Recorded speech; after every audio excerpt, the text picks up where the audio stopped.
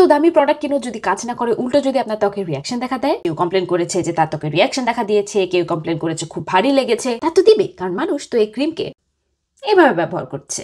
সবথেকে মজার কথা হচ্ছে এই ক্রিমের এত এত ভিডিও অনলাইনে, কিন্তু কেউ এই ক্রিমটা ব্যবহারের আসল পদ্ধতিটাই দেখায়নি। এই ক্রিমটা দাবি করে সব ধরনের ত্বকের জন্য মানানসই, কিন্তু কিভাবে সেটা খুব ইন্টারেস্টিং। যে ভিতরে যে বোবা বা ভিটামিন ক্যাপসুলগুলো দেখতে পাচ্ছেন, এর মধ্যে আছে সি বাকথর্ন এক্সট্রাক্ট 50%। এলএসকর্বিক অ্যাসিডের পরিমাণটা দেয়া নেই, কিন্তু যেহেতু এটা ক্যাপসুল আকারে আছে তাই ধরে নেওয়া যায় যে লেস দ্যান 5% হবে। যদি আপনি ভয় পেয়ে থাকেন আপনার সেন্সিটিভ স্কিন এবং ভিটামিন সি অনেক বেশি হয়ে যাবে, আসলে বিষয়টা তা না। সব থেকে ইন্টারেস্টিং বিষয়টা হচ্ছে যে ক্যাপসুলের মধ্যে অ্যাক্টিভগুলো দিয়েছে, আর এই যে ট্রান্সপারেন্ট জেল, এর মধ্যে আছে ভিটামিন ই, কিউপি, আলফারবুটিন, ফেরুলিক অ্যাসিড। এবং ব্যবহার করতে হবে এই দুটোর আসলে সংমিশ্রণে, অর্থাৎ এক এক ধরনের ত্বকের জন্য এক এক ভাবে। প্রথমে একটু দেখে দিয়ে যে জেলের পরিমাণটা কি হবে।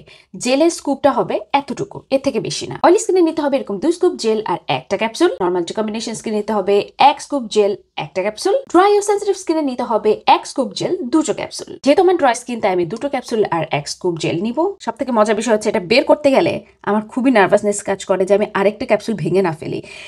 ইয়েস, না সরাসরি ভাবে অ্যাপ্লাই করবো না, আমি আগে হাতে নিয়ে নিব। এখন আমার সাবধানে আরেকটা ক্যাপসুল বের করে নিতে হবে। এখন আমি এটা হালকা করে একটু মিলিয়ে নিব। ক্রিমটা অনেক হাইড্রেটিং কিন্তু একটু হেভি। 2 ক্যাপসুল আমার জন্য পারফেক্ট ছিল। আমার মনে হয় যে অয়েলি এবং কম্বিনেশন স্কিনে কোনোটার ক্ষেত্রে একটা ক্যাপসুল আর একটুখানি জেলের বেশি লাগার কথা না। একটু মিলিয়ে নিব। যেহেতু ক্রিমটিতে অনেকগুলো ব্রাইটনিং উপাদান রয়েছে এবং কিছুটা ভারী, তাই রাতের বেলা এবং শীতকালের জন্য বেশি মানানসই হবে। আর এই ক্রিমটি আপনারা পেয়ে যাবেন সোল স্কিন পেজে।